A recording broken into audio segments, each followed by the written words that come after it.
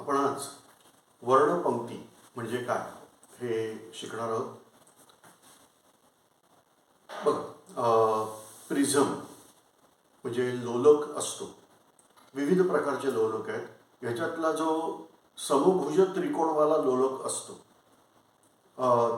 लोलक म्हटल्यावर लक्षात येईलच तुमच्या, नसेल तर मी इथं दाखवतोय परत.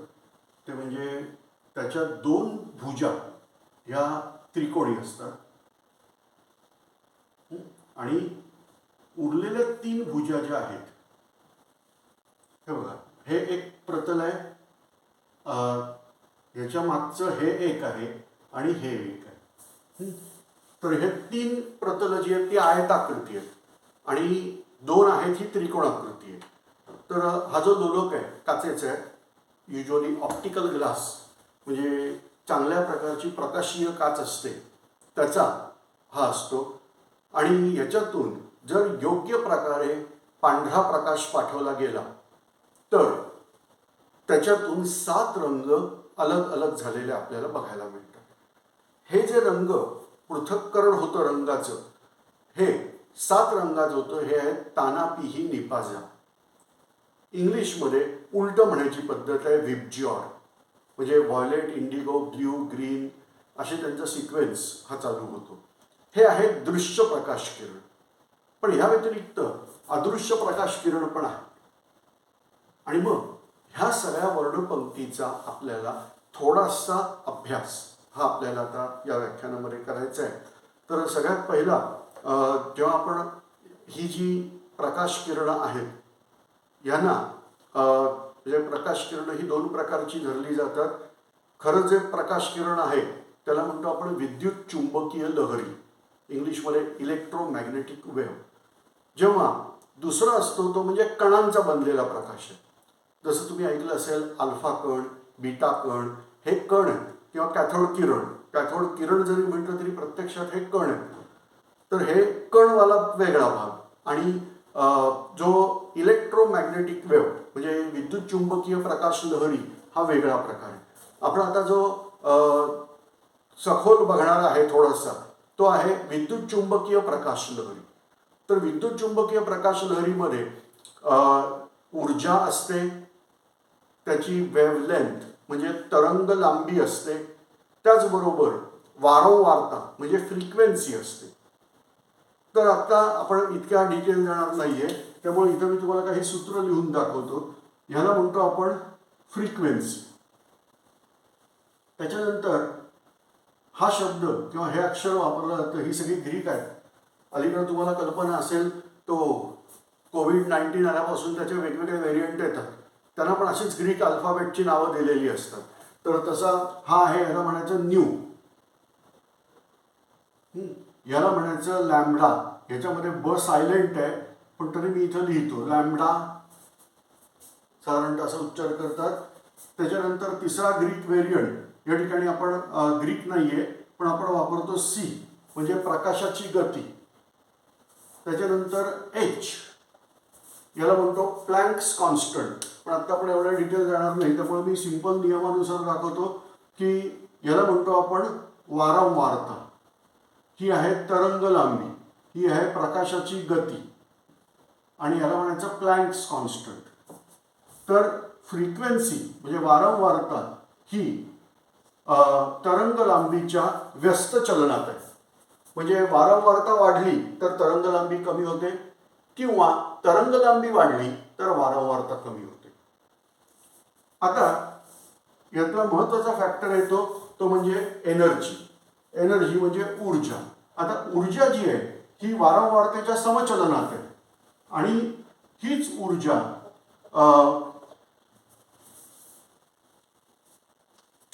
तरंग लांबीच्या व्यस्त चलनात आहे. आणि ह्या रीतीने आपल्याला साधारणतः रिलेशन लक्षात येतील. तुम्ही स्क्रीनशॉट काढून घेऊ शकता किंवा लिहून घेऊ शकता. माझं म्हणणं आहे स्क्रीनशॉट काढण्यापेक्षा लिहून घेणं हे कधीही चांगलं असेल. एकदा हाताखालून गेलं की पक्क बसतं. तर आता आपल्या लक्षात येईल की वारंवारता आणि तरंग लांबी व्यस्त चलनात आहे, ऊर्जा आणि वारंवारता समचलनात आहे, ऊर्जा आणि तरंग लांबी व्यस्त चलनात आहे. आणि मग आता आपण या प्रकाशाचं जे वर्गीकरण आहे, हे प्रकाशाचं वर्गीकरण हे आपण हे ह्या 3 फॅक्टरच्या आधारे करणार. आता हे जे काही आपण सूत्र बघितले याच्यानुसार लक्षात येईल की ऊर्जा आणि वारंवारता ह्या समचलनात आहे. त्यामुळे मी इथं जो आलेख काढणार आहे हा सिंगल ॲक्सिस ग्राफ आहे.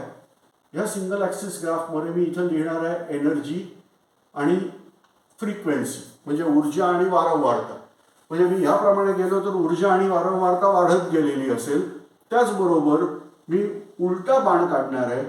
याचा अर्थ डिक्रीजिंग असं घ्यायचं नाही, पण वेवलेंथ ही खाली इन्क्रीज होत जाते.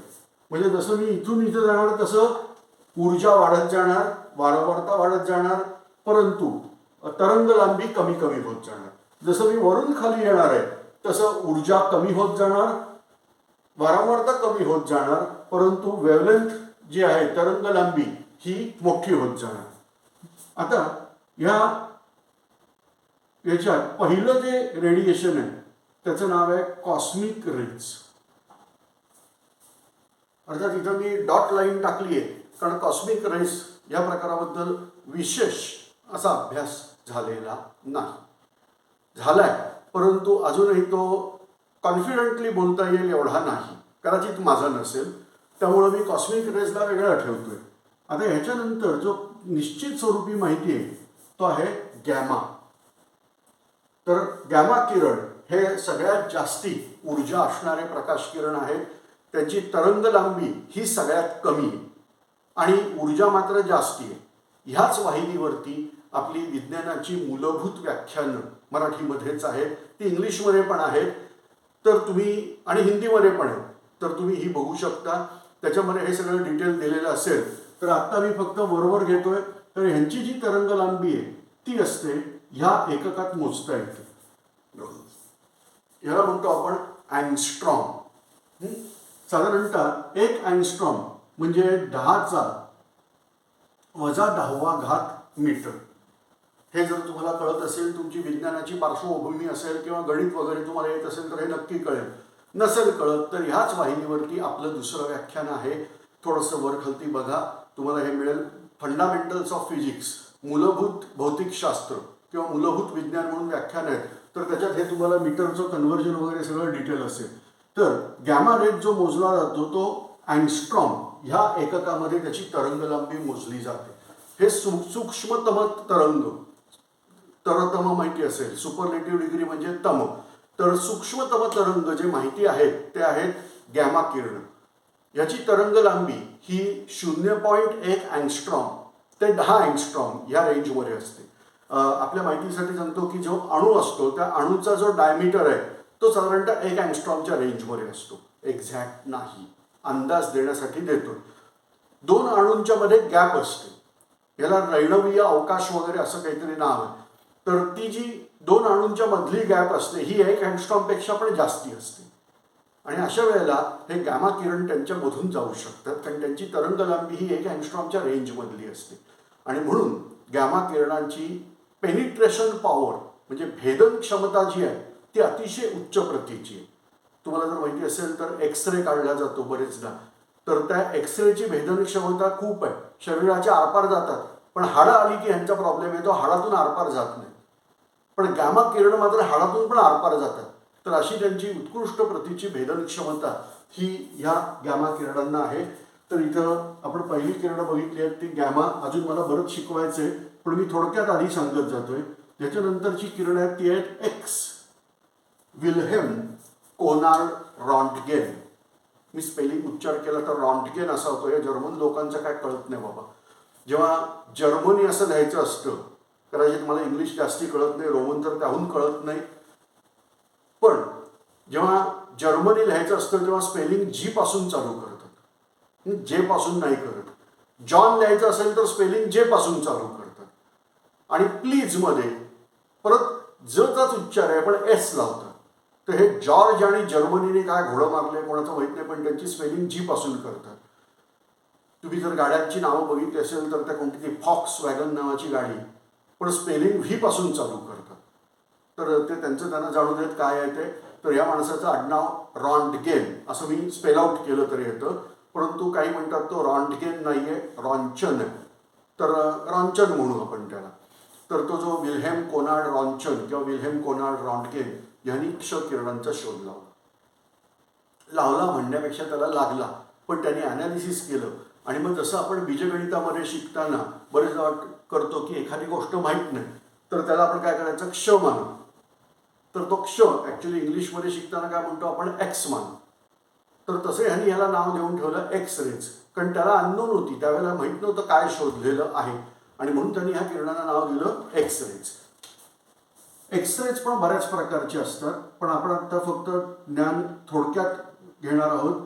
एक्सरे नंतर जर वेव्हलेंथ वाढली किंवा ऊर्जा कमी झाली तर जी किरणं येतात ती आहेत व्हॅक्यूम अल्ट्राव्हायोलेट.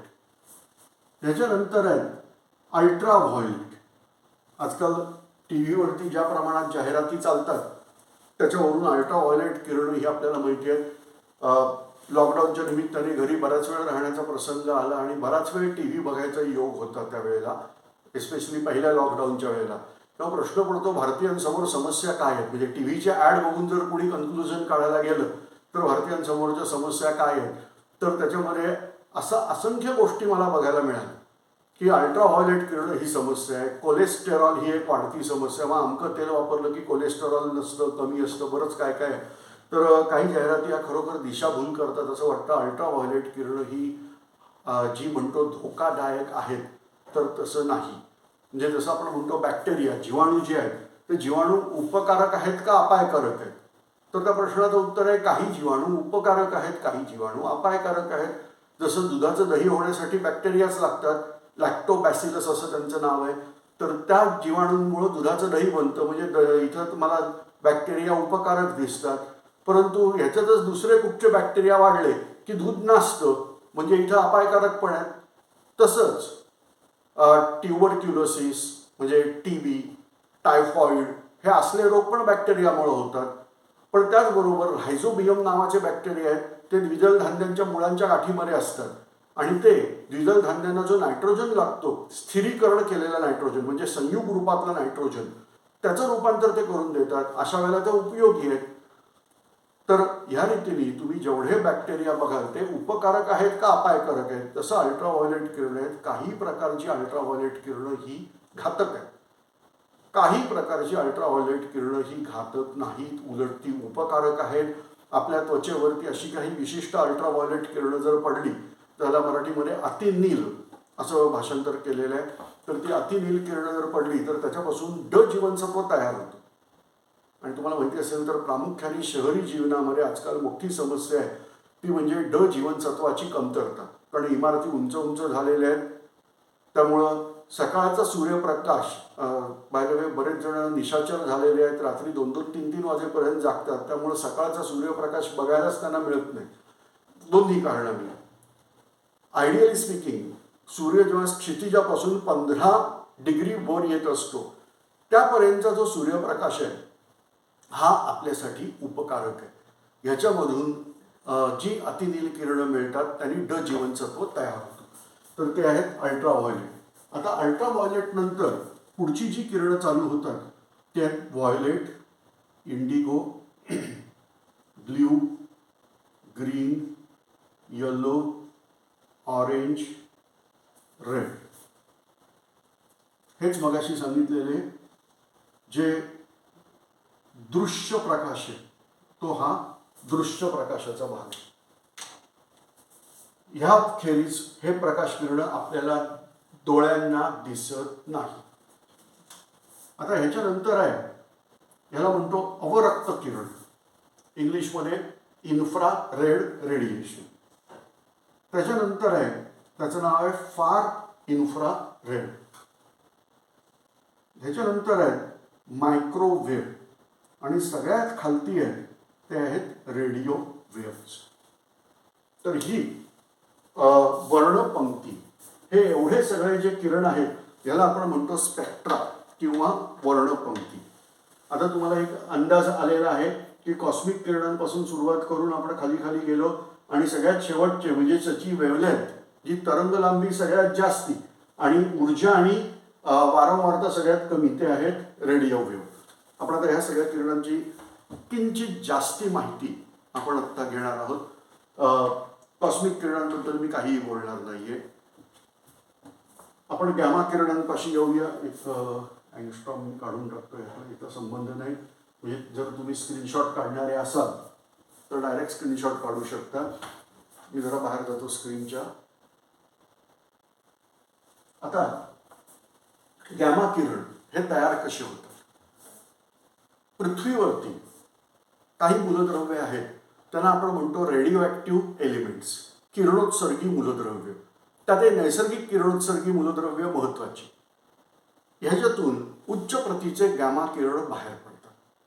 त्यामुळे पृथ्वीवरती आपला सोर्स आहे गॅमा किरण, रेडिओ ॲक्टिव्ह एलिमेंट, नैसर्गिक किरणोत्सर्गी मूलद्रव्य हा उत्तम सोर्स आहे. याच्यानंतर पृथ्वी बाहेर जर गेलो वातावरणाच्या बाहेर, तर चंद्र हा अति उत्कृष्ट सोर्स गॅमा किरणांचे. चंद्रावरून अतिशय प्रभावी असे गॅमा किरण बाहेर पडत असतात. याचं कारण असं आहे की सूर्यावरून जे काही वारे वाहत येतात त्याला सौरवात असं म्हणतात. प्रभारित आयन्स जोरात येऊन चंद्रावर आपटतात. ती ऊर्जा चंद्राच्या पृष्ठभागावर एकदम आपटल्यावर त्यातून गॅमा किरण निघतात. जर आपण गॅमा किरणाचा फिल्टर लावला, फिल्टर म्हणजे फक्त गॅमा किरण आत येऊन देणार, बाकी कोणाला आत येऊन देणार नाही. जर गॅमा किरणाचा फिल्टर लावला तर सूर्यापेक्षा चंद्र लाख पट तेजस्वी दिसेल. म्हणजे सूर्यावरून पण गॅमा किरण येतात, पण जास्ती गॅमा किरण कुठून येतात? चंद्रावर. त्यामुळे आपल्या बाहेर पृथ्वीच्या चंद्र हा एक उत्कृष्ट सोर्स आहे. पण ह्याखेरीज आकाशात असणाऱ्या विविध ज्या काही ॲस्ट्रल बॉडीज म्हणजे तारे, तारका समूह, विविध प्रकारचे तारे असतात, मृत, जिवंत, काय काय, तर त्या सगळ्यातून गॅमा किरणं येऊ शकतात. तर हे झाले गॅमा किरण. गॅमा किरणाचा उपयोग काय होतो? कारण आपल्या माणसाला एक नेहमीची सवय असते, हे सगळं झालं, मला उपयोग काय त्याचा? तर गॅमा किरणाचा जो उपयोग आहे त्याचा पहिला उपयोग म्हणजे आपल्याकडे पृथ्वीवरती जो आपण बघतोय तेवढ्याच भागात बघू तर कर्करोग म्हणजे कॅन्सर ह्याच्या उपायामध्ये आपल्याला रेडिओथेरपी नावाचा एक प्रकार असतो. त्या रेडिओथेरपीसाठी म्हणून ह्या गॅमा किरणांचा उपयोग केला जातो. ह्यानंतर बटाट्याला मोड येऊ नयेत म्हणून त्यांना जर गॅमा किरणांना जर का मारलं त्यांच्यावर तर अशा वेळेला त्या बटाट्यातून मोड येत नाही. पण बऱ्याच जणांचं म्हणणं आहे की हे कितपत योग्य हे माहीत नाही. याचं कारण असं आहे की ज्या अर्थी त्यातून मोड येत नाही म्हणजे आपली सिस्टीम कुठेतरी आपण बिघडवून ठेवलेली आहे आणि त्यामुळं असे न मोड येणारे बटाटे घेणं कितपत योग्य आहे हे माहीत नाही. पण जर गॅमा किरणांचा मारा त्यांच्यावर झाला असेल तर त्यांना मोड येत नाही. जर वाटाणे, हरभरे अशी जे बिया येतात ह्यांना जर का अतिशय कमी शक्तीच्या विरळ गॅमारेज म्हणजे माइल्ड गॅमारेजला जर एक्सपोज केलं थोडा वेळ आणि मग त्यांची लावणी केली म्हणजे पेरणी केली तर जे यील्ड आहे, जे उत्पादन निघतं ते उत्पादन सुमारे 10% जास्ती निघतं आणि वाटाणे वगैरे यांच्या बियांचा आकार पण थोडासा मोठा झालेला असतो. तर सॉरी असं एक ऑब्झर्वेशन आहे. तर हे गॅमा किरणांचे उपयोग आहेत. ह्याखेरीज गॅमा किरणांची भेदन क्षमता खूप खूप जास्ती असल्यामुळं त्याचा उपयोग हा प्रामुख्याने जे साचे असतात, साच्यामध्ये पदार्थ भरून त्याच्यातून काढायचा असतो, तो जो साच्याप्रमाणे झालेला पदार्थ तो बरोबर झाला की नाही म्हणजे त्याला ओतकाम म्हणता येईल, मोल्डिंग, तर ते ओतकाम नीट झालं की नाही हे तपासण्यासाठी सुद्धा गॅमा किरणांचा वापर केला जातो. आता गॅमा नंतरचे ते एक्सरेज मगाशी सांगितल्याप्रमाणे विल्हेम कोनार्ड रॉन्चन ह्या जर्मन सायंटिस्टनी याचा शोध लावला. हा शोध असा आहे की शोध लागल्यापासून अवघ्या 15 दिवसात याचा प्रत्यक्ष वापर मेडिकलच्या फील्डमध्ये सुरू झालेला आहे, ज्याच्यामध्ये एक्सरे फोटोग्राफ काढणं हा प्रकार त्यावेळेला सुरू झाला. तर तुम्हाला माहितीच आहे एक्सरेचा सगळ्यात जास्त उपयोग आपण बघतो तो म्हणजे ह्या सगळ्या मेडिकल फील्डमध्ये त्याचा उपयोग खूप जास्ती प्रमाणात होतो. पूर्वी जास्तीच होत होता पण आता हळूहळू त्याचे दुष्परिणाम लक्षात आल्यामुळं थोडासा वापर नियंत्रित केला गेला आणि त्याला पर्यायी टूल्स पण जसं सोनोग्राफी म्हणजे आवाजाच्या माध्यमातून शरीराच्या आतमधल्या भागांना बघणं हे जसं शक्य झालं तसं क्ष किरणांचा वापर हा बऱ्यापैकी कमी झाला. मी म्हणत नाही की एलिमिनेट झालेला आहे. दुसरा क्ष किरणांचा उपयोग हा परत ओतकामं वगैरे तपासण्यासाठी येतो. त्याच्यानंतर खरा हिरा आणि खोटा हिरा किंवा सोनं खरं आहे की नाही त्याला एक्सरे डिफ्रॅक्शन टेक्निक म्हणतात. तर अशा रीतीने ॲनालिसिस ह्याच्यामध्ये क्ष किरणांचा वापर हा मोठ्या प्रमाणात येतो. क्ष किरण पृथ्वीवरती निर्माण करण्यासाठी क्ष किरणाची ट्यूब असते, विविध प्रकारच्या ट्यूब असतात, त्यांचा वापर केला जातो. क्ष किरणानंतर हे झाले पृथ्वीवरती. आकाशात चंद्र सूर्य तारे सगळेजण मस्तपैकी एक्सरे देत असतात. आता गंमत बघा कशी आहे की जेवढं एनर्जी जास्ती रेडिएशनची तेवढं ते वातावरणात शोषलं पटकन जातं. त्यामुळं गॅमा किरणं जेमतेम 10 ते 12 सेंटीमीटर जातात. क्ष किरणं ही थोडीशी जास्ती म्हणजे 18 सेंटीमीटर वगैरे अंतर पार करतात वातावरणात, बाकी ते शोषली जातात. त्याच्यामुळं ही किरणं जी चंद्रापासून येतात किंवा आणखीन कुठच्या त्या सुपरनोव्यातून येत असतील, आणखीन कुठून येत असतील, ती पृथ्वीच्या पृष्ठभागापर्यंत येत नाही, ती वातावरणाच्या वरच्या थरामध्येच शोषली जातात. आणि त्यामुळं जर का हे सगळेजण जर गॅमा रेज सोडणार असतील, एक्सरेज सोडणार असतील, तर त्याच्यासाठी जी दुर्बीण लागते ती बघायची दुर्बीण ही पृथ्वीवरती बसवून उपयोगच नाही, कारण ते पोचतच नाही. आणि मग अशा वेळेला ही दुर्बीण असते आकाशात. ही आता जेव्हा आपण थोडे स्वार्थी आपण पण असतो, ज्या वेळेला एखादी गोष्ट भारत करतं त्यावेळेला आपण म्हणतो ही भारतीयांची अचिव्हमेंट आहे, आणि अमेरिकेने केली तर समस्त मानवजातीचं ते काम असतं. तर आपल्या समस्त मानवजातीच्या वतीने अमेरिकेने म्हणजे नासानी ह्या दुर्बिणी आकाशात सोडलेल्या आहेत. 2 दुर्बिणी आहेत. एकीचं नाव आहे चंद्रा एक्सरे ऑब्झर्वेटरी. हा चंद्रा म्हटल्यानंतर आपलं लगेच भारतीय बाणा पुढे येतो. चंद्रशेखर नावाचे भारतीय वंशाचे शास्त्रज्ञ आहेत, परंतु त्यांनी त्यांचं कार्य केलं ते अमेरिकेत जाऊन. आणि त्यांच्या सन्मानासाठी म्हणून अमेरिकेने जी क्ष किरणाची दुर्बीण सोडलेली आहे ती आहे चंद्रा एक्सरे ऑब्झर्वेटरी. ती चंद्रशेखर या भारतीय शास्त्रज्ञांच्या नावावरून आहे. दुसरी जी ऑब्झर्वेटरी सोडलेली आहे तिचं नाव आहे केपलर. तुम्हाला आठवत असेल तर शास्त्रज्ञांपैकी केपलरनी असं दाखवून दिलं होतं की ग्रह जे सूर्याभोवती फिरतात ते लंबवर्तुळाकार कक्षांमध्ये फिरतात. ह्या महत्त्वाच्या सिद्धांताला आणि त्याचे नियम आहेत, केपलरचे नियम. तर ह्यासाठी म्हणून दुसऱ्या दुर्बिणीचं नाव हे केपलर असं ठेवलेलं आहे. या सगळ्या मानवजातीच्या वतीने म्हणजे नासानी सोडलेले आहे. याच्यानंतर येते किरणं, ती म्हणजे व्हॅक्यूम अल्ट्रा व्हायलेट. ही पण अल्ट्रा व्हायलेट किरणच आहे, परंतु ही व्हॅक्यूम म्हणजे निर्वात पोकळीतच असतात, वातावरणामध्ये ही लगेच शोषली जातात. त्यामुळे यांच्यापासून आपल्याला फार भीती बाळगायची गरज नाही. यांना सरासरी अल्ट्रा व्हायलेटमध्येच पकडावं लागतं. त्यामुळे आता मी येतो अल्ट्रा व्हायलेट. याला मराठीमध्ये अतिनील किरणं असं नाव दिलं गेलेलं आहे. तर ही जी अतिनील किरणं आहेत ही सूर्यप्रकाशात असतात. तुमच्या घरी जर ट्यूबलाईट असेल, साधी ट्यूबलाईट, 2 बाजूला 2 फिलामेंट असतात आणि ट्यूब असते, तर त्या ट्यूबमध्ये सुद्धा ही अल्ट्राव्हायोलेट किरणं तयार झालेली असतात. LED लाईट जर असतील, LED बल्ब किंवा LEDच्या ट्यूबलाईट असतात, तर त्याच्यामधून सुद्धा ही अल्ट्राव्हायोलेट किरणं तयार होतात. अल्ट्राव्हायोलेट किरणं एखाद्या ठिकाणी आहेत की नाही ती ओळखायची एक सोपी खूण सांगतो. तुमच्याकडे जर फ्लोरोसंट पदार्थ असेल, तुम्हाला माहिती असेल तर आजकाल ते हायलायटर वापरतात, स्केच पेन, तर तसं हायलायटर फ्लोरोसंट आहे. काही वेळेला ते बॅगा किंवा कुठं कुठं ते एखादी दोरीच फ्लोरोसंट केलेली असते. तर असं जर फ्लोरोसंट पदार्थ असेल, तो जर चमकत असेल तर त्याचा अर्थ तिथं अल्ट्राव्हायोलेट किरणं आहेत. अल्ट्राव्हायोलेट किरणांना घाबरायची अजिबात आवश्यकता नाही. अल्ट्राव्हायोलेट किरणं उपयोगी आहेत, बरीचशी अल्ट्राव्हायोलेट उपयोगी आहेत, काही हार्मफुल आहेत, परंतु त्याचंही आत्ता टेन्शन घ्यायचं गरज नाही. कारण आकाशामध्ये जे काही ते स्तर आहेत सगळे, त्यातला स्ट्रॅटोस्फिअर नावाचा जो भाग येतो त्या ठिकाणी ओझोन वायू आहे ते हार्मफुल अल्ट्राव्हायोलेट सगळे ॲब्सॉर्ब करून टाकतो. तर त्याच्यामुळं अल्ट्राव्हायोलेट किरणांचा सोर्स बघितला. पण मला जर निर्माणच करायचे पृथ्वीवरती तर पूर्वी हायड्रोजन लॅम्प नावाचा एक दिवा होता, त्याच्यातून अल्ट्राव्हायोलेट किरणं निघायची. आता हायड्रोजन लॅम्पला रिप्लेस झालेलं आहे, कारण आता LEDचा जमाना, त्यामुळे अल्ट्राव्हायोलेट किरणं LEDच्या माध्यमातून पण निर्माण करता येतात. तुम्ही जर बघितलं असेल तर हे काही मध्यंतरी खेळणी होती, इनविजिबल इंकनी लिहायचं आणि मग तो दिवा मारला त्याच्यावर की पटकन ते पांढऱ्या रंगात दिसायला सुरुवात होते. तर ते खेळणं, त्याच्यामध्ये पण वापरलेला दिवा आहे तो अल्ट्राव्हायोलेट LED आहे. त्याच्यानंतर हे सगळे व्हिजिबल. आता नेहमी लक्षात घ्या, जशी ऊर्जा कमी कमी होत येते तशी रेंज जास्ती व्हायला सुरुवात होते. रेंज याचा अर्थ काय, वातावरणात ते प्रकाश किरण जास्ती लांब जातात.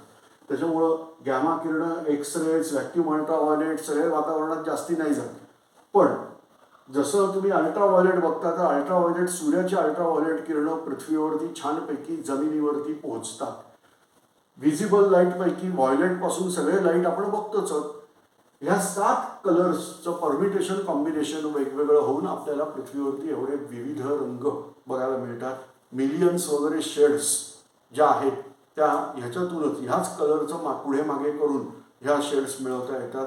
तुम्हाला जर इलेक्ट्रॉनिक्सचं ज्ञान असेल, कॉम्प्युटर सायन्सचं ज्ञान असेल तर काहीतरी त्याच्यात ती रंगाची मॉडेल असतात. RGB, CMYK असली काहीतरी मॉडेल असतात. तर ते 3 कलर किंवा 4 कलर मिक्स करून मिलियन्स ऑफ शेड्स तयार करता येतात. तर ते हे व्हायोलेट, इंडिगो, ब्ल्यू म्हणजे जांभळा, याला इंडिगोला पारवा म्हणतात. त्याच्यानंतर निळा, हिरवा, पिवळा, केशरी आणि लाल. आता लक्षात येईल की धोक्याचा सिग्नल, संकेत हा लाल आहे. ते काहीतरी चुकीचं आम्ही ऐकायचो की माणसाच्या रक्ताचा रंग लाल असतो, रक्त येईल म्हणून लाल रंग दाखवलाय धोक्याचा. तर तसं नाहीये. लाल रंगाची तरंग लांबी खूप जास्ती किंवा त्याची ऊर्जा वारंवारता खूप कमी. त्यामुळं लाल रंग हा वातावरणात खूप लांबपर्यंत जाऊ शकतो. परंतु जांभळा रंग तेवढा जात नाही आणि म्हणून धोका दाखवण्यासाठी म्हणून लाल, त्यापेक्षा कमी धोका दाखवण्यासाठी ऑरेंज, त्याच्यापेक्षा